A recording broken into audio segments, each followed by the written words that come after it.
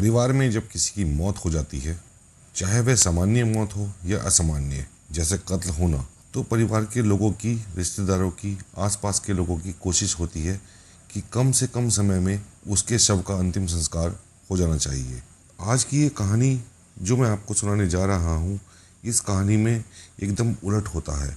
दरअसल परिवार में एक व्यक्ति का मर्डर हो जाता है, कत्ल हो जाता है। परिवार के लोगों ने कसम खाई थी कि जब तक कातिलों को सलाखों के पीछे नहीं पहुंचा देंगे, तब तक इसके शव का अंतिम संस्कार नहीं करेंगे। और वह इंतजार करते हैं पुलिस की कार्रवाई का। पुलिस जितनी जल्दी कार्रवाई करेगी, जितनी जल्दी अपराधियों को गिरफ्तार करके जेल भेजेगी, तभी हम अंतिम संस्कार करेंगे। परिवार के लोगों ने थोड़े बहुत नहीं, 209 दिन तक इंतजार किया। दरअसल एक साल में 365 दिन होते हैं और परिवार के लोगों ने 209 दिन तक इंतजार किया, तब जाकर उसके शव का अंतिम संस्कार हुआ। और इस बात की गूंज पूरे हिंदुस्तान में फैल जाती है कि परिवार के लोगों ने इतने लंबे समय तक इंतजार क्यों किया। इसके साथ यह भी जानेंगे दोस्तों आज की इस कहानी में कि आखिरकार ये कत्ल क्यों हुआ, किसने किया। साथ ही इस कत्ल में एक चश्मदीद गवाह भी होता है। कुछ साल बीत जाने के बाद जब वो सलाखों से बाहर आता है, कोर्ट से उसे जमानत मिलती है, तो उसका भी मतलब चश्मदीद गवाह का भी कत्ल हो जाता है और इस कत्ल की गूंज पूरे हिंदुस्तान में फैल जाती है। आज यह कहानी उस चश्मदीद की है और चश्मदीद की वजह से जो कत्ल होता है, आज कहानी उसकी है। दोस्तों नमस्कार, आप देख रहे हैं स्टोरी ब्लास्टर। स्टोरी ब्लास्टर में आज की कहानी, आज की सच्ची घटना हरियाणा प्रदेश के एक शहर गुरुग्राम की है। 2 जनवरी का दिन था, साल था 2024। रात के लगभग 7-8 बज रहे होंगे। एक होटल है, होटल सिटी पॉइंट, जो कि गुरुग्राम में लगता है और इस होटल का मालिक है अभिजीत सिंह। अभिजीत सिंह अपने कमरे से निकल कर आता है, नशे में धुत होता है, ठीक से ना चला जाता है उससे, ना ठीक से बात हो रही थी।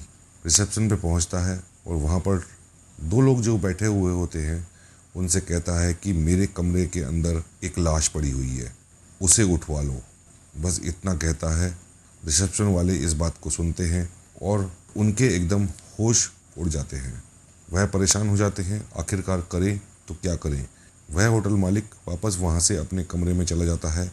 इसके बाद वह रिसेप्शन पर बैठे हुए 2 लोग यह सोचने में मजबूर हो जाते हैं कि आखिरकार करें तो क्या करें।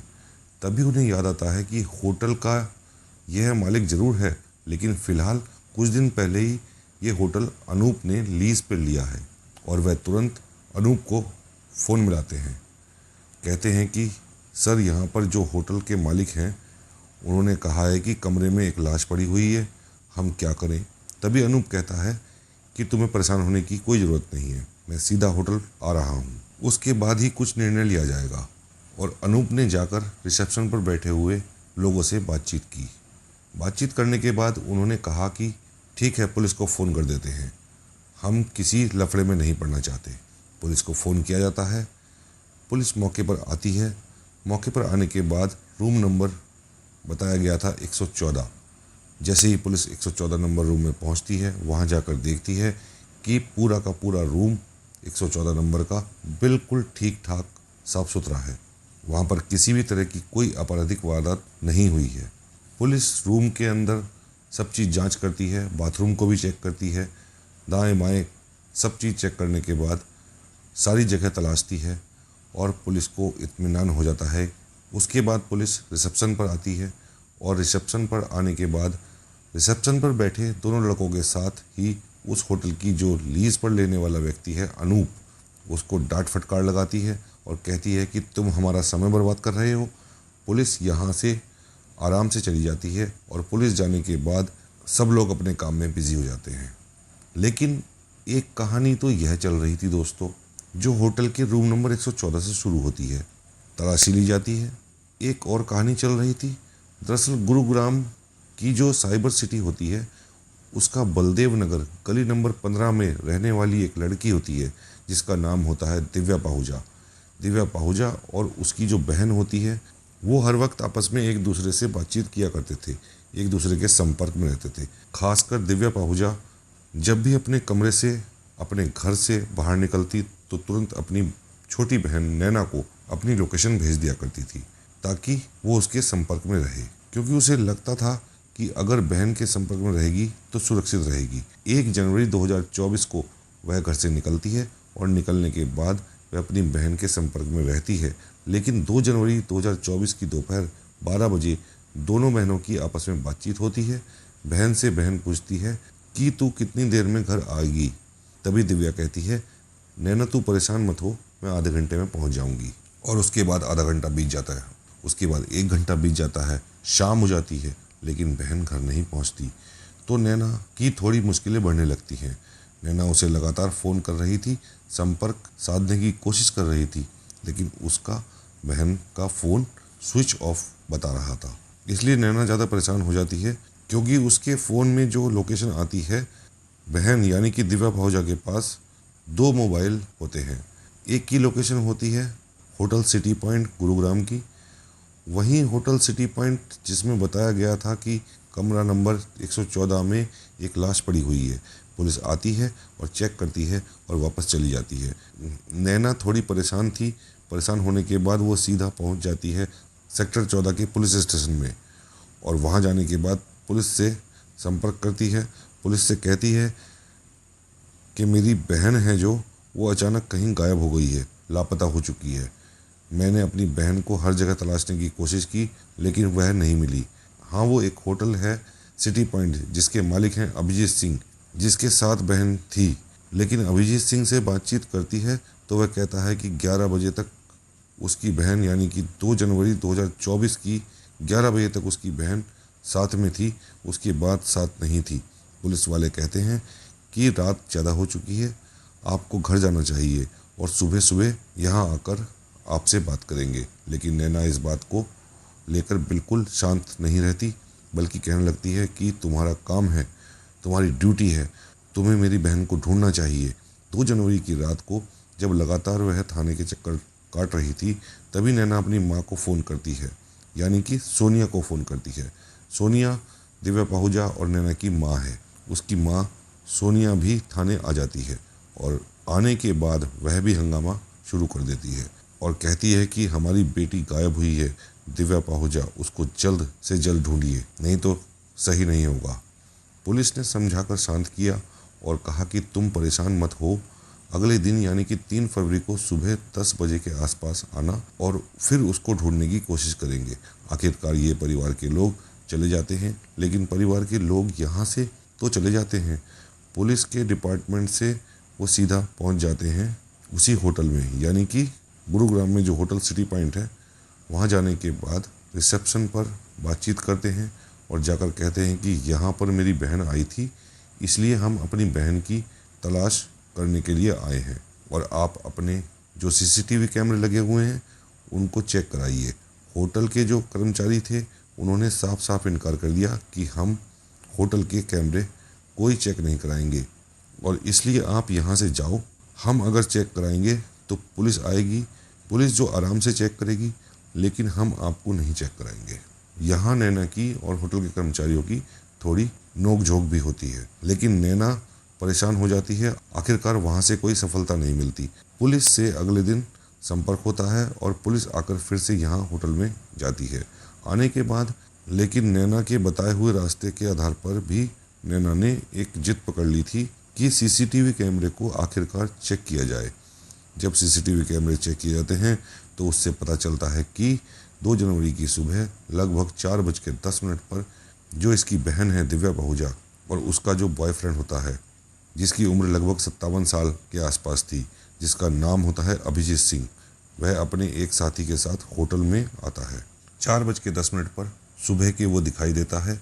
अब यहाँ से पुलिस और थोड़ा डिटेल खंगालने की कोशिश करती है, देखने की कोशिश करती है कि आखिरकार क्या मामला है। जब पुलिस कोशिश करती है तो पता चलता है कि 2 जनवरी की रात लगभग 10:44 पर 2 व्यक्ति एक लाश को कपड़े में लपेटकर खींचते हुए जा रहे हैं। उस व्यक्ति का नाम होता है ओम प्रकाश और दूसरे व्यक्ति का नाम होता है हेमराज। हेमराज नेपाल का रहने वाला होता है और ओम प्रकाश पश्चिमी बंगाल के जलपाईगुड़ी का रहने वाला है। अब पुलिस थोड़ा हरकत में आती है। पुलिस को लगता है कि शायद हमने कोई गलती की है, दरअसल फिर से पुलिस ने तलाशी लेनी शुरू की।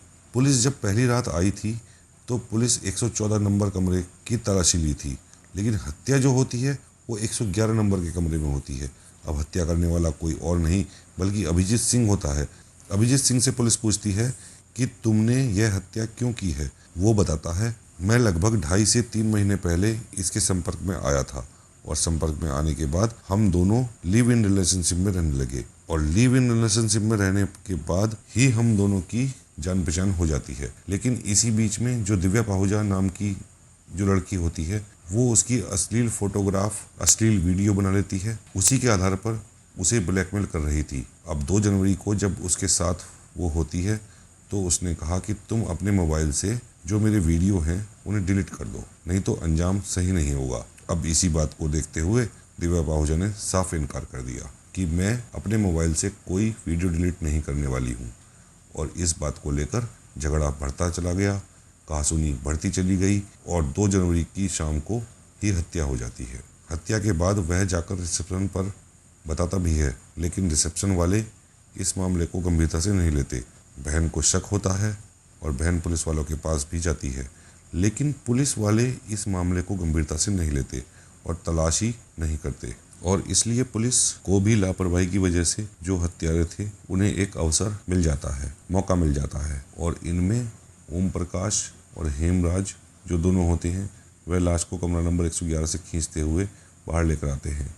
बाहर एक BMW कार खड़ी होती है और कार की डिग्गी में उस लाश को रखते हैं और आराम से वह अपने काम में लग जाते हैं। और एक व्यक्ति यहाँ पर आता है बलराज, जिसका नाम होता है बलराज, अपने साथी के साथ उस कार यानी BMW को लेकर यहाँ से लंबा निकल जाता है। और जैसे ही यह कहानी, यह घटना सोशल मीडिया पर वायरल होती है, अखबार और टेलीविज़न पर लगातार चल रही होती है, तब जाकर गुरुग्राम पुलिस की नींद टूटती है। इस मामले में SIT का गठन होता है, पंजाब पुलिस हो या हरियाणा पुलिस। अब इस लाश को हर जगह ढूंढने की कोशिश की जाती है, लेकिन पुलिस को लाश नहीं मिलती। आखिरकार पुलिस को एक सूचना मिलती है। उस सूचना में 4 जनवरी 2024 को पटियाला के पास एक टैक्सी स्टैंड है, यहाँ से खबर मिलती है कि एक BMW कार जाती हुई दिखाई दी। आखिरकार लाश कहाँ है? और पुलिस ने ऐसा कोई जगह नहीं थी जहाँ पर उस लाश को तलाश नहीं किया हो, ढूंढने की कोशिश न की हो। पुलिस करे तो क्या करे? टीवी, टेलीविज़न, अखबार, सोशल मीडिया, हर जगह पर लगातार पुलिस की यानी कि गुरुग्राम पुलिस की थू-थू होने लगी थी। पुलिस परेशान होने लगी थी। 50 से भी ज़्यादा लोगों से पूछताछ की जाती है। SIT 6 लोगों की टीम भी गठित की जाती है, लेकिन कड़ी मशक्कत के बाद भी आखिरकार पुलिस के हाथ खाली रह जाते हैं। पब्लिक हो या प्रशासन, हर कोई इस दिव्या पाहुजा के बारे में जानकारी जुटाने में लग जाता है कि आखिरकार यह कौन थी। दरअसल इस लड़की के बारे में आपको बता दें, इस लड़की का नाम होता है दिव्या पाहुजा। यह बहुत गरीब परिवार से होती है। इसकी एक छोटी बहन होती है नैना, माँ का नाम इसकी सोनिया होता है और इसके पिताजी रेहड़ी लगाने का काम करते हैं। कभी फल की रेहड़ी लगाते हैं, कभी सब्जी की रेहड़ी लगाते हैं। इसी तरह से जिंदगी गुजर बसर करते हैं। दिव्या पाहुजा देखने में बेइंतहा खूबसूरत होती है और उसका शुरुआत से ही यह सपना था कि वो एक एंकर बने। और जैसे जैसे वो आगे बढ़ती है, बड़ी होती है, उसकी उम्र बढ़ती है, तो लोग कहने लगते हैं तुम्हें तो फिल्मों में जाना चाहिए, तुम्हें तो मॉडलिंग करनी चाहिए। इसलिए गरीब घर की लड़की जरूर थी, लेकिन उसने बड़े बड़े सपने देखना शुरू कर दिए थे। और बड़े बड़े सपने देखते ही एक दिन उसके पास कॉल आता है मनीष खुराना नाम के एक व्यक्ति का। वो उससे कहता है कि मेरी बर्थडे पार्टी में आपको एंकरिंग करनी है, यानी कि उसके पास इनविटेशन आ जाता है बर्थडे पार्टी में एंकरिंग करने का। यह बात थी साल 2015 की। साल 2015 में जब यह बर्थडे पार्टी में शामिल होती है, देखने में बहुत खूबसूरत लग रही थी। पार्टी के अंदर एक संदीप गाडोली नाम का एक गुरुग्राम का गैंगस्टर होता है, जिस पर लगभग 36 मुकदमे दर्ज होते हैं। सरकार ने उस पर 1 लाख रुपए का इनाम घोषित किया हुआ होता है। जैसे ही इस गैंगस्टर ने उस लड़की को देखा, लड़की की उम्र उस समय करीब 18 साल के आसपास रही होगी, वह देखते ही देखते उस पर फिदा हो जाता है और वह कहता है कि मैं तुमसे प्यार करने लगा हूँ। यानी कि मनीष खुराना के माध्यम से वह दिव्या पाहुजा के संपर्क में आता है और उससे दोस्ती कर बैठता है। दिव्या पाहुजा बहुत ही गरीब परिवार की थी। उसे लगता था कि इसके पास तो बहुत सारे पैसे भी होंगे और यह कभी भी मुझे फिल्मों में या फिर मॉडलिंग में या कहीं भी मौका दिलवा सकता है। उसने भी कुछ ऐसा ही भरोसा दिलाया, लेकिन उसके पीछे पुलिस पड़ी हुई थी। 36 मुकदमे थे, चाहे वह हत्या के हों या हत्या के प्रयास के हों, अपहरण के हों या किसी को लूट और डकैती जैसी घटनाओं को अंजाम देने के हों। एक बार वह अपने घर से निकलता है, यानी कि 7 फरवरी 2016 का यह वाकया है। 2016 में वह अपनी गर्लफ्रेंड, जिसका नाम होता है दिव्या पहूजा, उसे लेकर वह मुंबई चला जाता है। अब उसकी कोशिश थी कि वह मुंबई में अपना बर्थडे मनाएगा। 7 फरवरी 2016 को एक होटल होता है मुंबई अंधेरी में, एयरपोर्ट मेट्रो उसका नाम होता है। उसके रूम नंबर 107 में ये दोनों रहते हैं और लिव इन रिलेशनशिप में रह रहे होते हैं पहले से। तभी इस कमरे में 5 लोग आते हैं। जैसे ही कमरा नंबर 107 का दरवाज़ा खटखटाया जाता है तो दरवाज़ा खुलता है और तरतर गोलियां चलनी शुरू हो जाती हैं। जैसे ही गोली चल रही होती हैं तो पूरे होटल में हड़कंप मच जाता है। लोग सोचने पर मजबूर हो जाते हैं आखिरकार ये गोलियां क्यों चल रही हैं। तभी इस एयरपोर्ट मेट्रो होटल के रिसेप्शन पर बैठे हुए लोगों ने पुलिस को फ़ोन कर दिया। अंधेरी पुलिस घटना स्थल पर पहुंच जाती है। आने के बाद उन लोगों को, जो भी गोलियां चलाने वाले थे, उन्हें अपने गन पॉइंट पर ले लेती है और कहती है कि किसी ने भागने की कोशिश की तो उसे गोली मार दी जाएगी। वो लोग कहते हैं कि हमें गोली मारने की ज़रूरत नहीं है, हम भी खुद पुलिस हैं, यानी कि हम हरियाणा से गुरुग्राम पुलिस हैं। हम इस व्यक्ति को, यह एक गैंगस्टर है और इस गैंगस्टर को पकड़ने के लिए आए हैं। इस गैंगस्टर का नाम होता है संदीप गाडोली, जिस पर लगभग 36 मुकदमे दर्ज हैं। 1 लाख रुपए का इनामी बदमाश है। उन्होंने पूछा कि तुमने इसकी हत्या क्यों की। उन्होंने कहा, हत्या नहीं, हमने इसको पकड़ने की कोशिश की, उसने हम पर गोली चलाई और इसी तरह से लगातार गोली चलने लगती है। अब मुंबई पुलिस को इस बात पर यकीन नहीं होता। संदीप गाडोली की एक बहन होती है, सुदेश कटियार, जो संदीप की बहन भी मौके पर पहुंच जाती है। परिवार के लोग साथ में होते हैं और वह कहते हैं कि नहीं, यह एनकाउंटर नहीं है, बल्कि पुलिस ने हत्या की है। अब संदीप गाडोली की बहन जिद पकड़ने लगती है और वह कहती है कि हम किसी भी कीमत पर अपने भाई के शव का अंतिम संस्कार नहीं करेंगे जब तक इस मामले की जांच नहीं हो जाती। और उन्होंने जे हॉस्पिटल मुंबई के अंदर अपनी भाई की लाश को रखवाकर इंतजार करने लगते हैं जब तक पुलिस की जांच होगी। पुलिस इस मामले में जांच करने के बाद जो भी आरोपी गिरफ्तार करेंगे, तब तक हम इसका अंतिम संस्कार नहीं करेंगे। पुलिस को 209 दिन का समय लग जाता है। आखिरकार पुलिस जब जांच करती है, जांच के बाद पता चलता है उसके खिलाफ 2000 पन्नों की चार्जशीट बनाई जाती है और चार्जशीट लगाने के बाद पता चलता है कि दिव्या पहूजा नाम की एक लड़की है। दरअसल वो मुखबिरी का काम कर रही थी। गाडोली की दुश्मनी होती है और इसी बीच में गुरुग्राम पुलिस से संपर्क में आने के बाद दिव्या पहूजा वो कहती है कि हम फला होटल में रुके हुए हैं। 7 साल तक ये लड़की उस हत्याकांड में जेल में रहती है। 5 पुलिस वाले होते हैं, वो पुलिस वाले भी जेल में रहते हैं। बताया जाता है कि पुलिस उनमें से 2 पुलिस वालों को जमानत मिल जाती है, एक सब इंस्पेक्टर और 2 सिपाही आज भी सलाखों के पीछे हैं। साथ ही लड़की 25 जुलाई सन 2023 को बॉम्बे हाई कोर्ट में अपील करती है। अपील करने के बाद बताती है कि क्योंकि इसकी मां की तबीयत खराब है, वो इससे पहले जमानत पर रिहा हो जाती है और अपील करती है कि मेरी मां बहुत बीमार है, मुझे घर जाना है। बॉम्बे हाई कोर्ट इसको जमानत दे देता है। जमानत देने के बाद ये फिर अपने एक साथी, यानी कि जो गैंगस्टर होता है बिंदर गुजर, उसके संपर्क में आती है और वो बिंदर गुजर कहता है कि तुम्हें, एक मेरा दोस्त है अभिजीत सिंह, जिसका अपना खुद का होटल है, तुम्हें उससे मुलाकात करनी है, यानी कि सिटी पॉइंट होटल जो गुरुग्राम में होता है। वो उसके संपर्क में आती है और उन दोनों के आपस में फिजिकल रिलेशन बन जाते हैं। जब जब वो फिजिकल रिलेशन बनाया करते थे, ऐसा होटल के मालिक अभिजीत का दावा है। वो जो लड़की होती है दिव्या पहूजा, उसकी रिकॉर्डिंग कर लिया करती थी, उसे उसके फोटोग्राफ खींच लिया करती थी। उसको इस बात की जानकारी नहीं थी और जैसे ही महीने दर महीने गुजरते चले जाते हैं, लगभग 2.5 महीने के बाद उसे वो ब्लैकमेल करना शुरू कर देती है। वो कहती है कि तुम मुझे पैसे दो या फिर कुछ ज़रूरत की चीज़ें, क्योंकि उसे महंगे महंगे गिफ्ट, महंगी महंगी चीज़ें लेने का शौक था। 2 जनवरी 2024 को इसने, यानी कि होटल का मालिक अभिजीत सिंह, दिव्या पहूजा से कहता है कि तुम मेरी जो फोटोग्राफ हैं, जो मेरी वीडियो रिकॉर्डिंग है, उनको डिलीट कर दो और डिलीट नहीं करोगी तो ये तुम्हारे लिए सही नहीं होगा। इसी बात पर अभिजीत उसको गोली मार देता है और उसकी हत्या कर देता है। कुल मिलाकर जब उसकी लाश उस BMW कार में रखी जाती है, BMW कार को लेकर बलराज सिंह निकल जाता है और लाश को नहर में फेंक देता है। लगभग 11 दिन बीत जाते हैं, यानी कि अब आ गई 13 जनवरी 2024। 13 जनवरी 2024 को हरियाणा पुलिस को खबर मिलती है कि उसका एक जिला होता है फतेहाबाद। फतेहाबाद में एक टहना एक जगह है, वहाँ से बांगड़ा नहर बह रही है, उसमें एक लड़की की लाश तैरती हुई मिलती है। पुलिस जब उस लाश के पास पहुंचती है और लाश को जब कब्जे में लेती है और उसके बाद पता निकालने की कोशिश करती है कि आखिरकार ये लाश किसकी है, क्योंकि लाश कई दिन पुरानी थी और उसके हाथ पर और उसकी कमर पर एक टैटू बना हुआ था। जब इस दिव्या पाहुजा की माँ यानी कि सोनिया को बुलाया जाता है, उससे पूछा जाता है कि देखो यह तुम्हारी बेटी की लाश है। वो कहती है टैटू के आधार पर तो लग रहा है कि ये मेरी बिटिया की ही लाश है। और पुलिस इस लाश का फिर पोस्टमार्टम कराती है और डीएनए सैंपल मैच करने के लिए भेज देती है। जांच पड़ताल के बाद ये पुख्ता हो जाता है कि यह लाश दिव्या पाहुजा की ही है। इस मामले में पुलिस लगभग 5 लोगों को गिरफ्तार करती है और ज़्यादातर लोगों को जेल भेज दिया जाता है। अब आगे जो भी इस घटनाक्रम में दोषी होंगे उन्हें किसी भी कीमत पर बख्शा नहीं जाएगा, पुलिस ऐसा दावा कर रही है।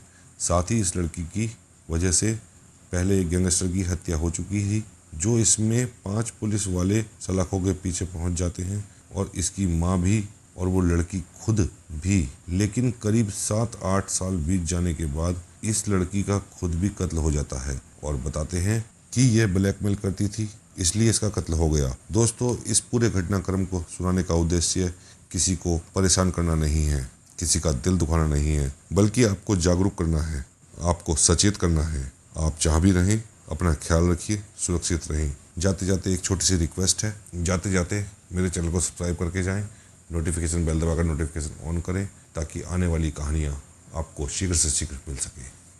जय हिंद, जय भारत।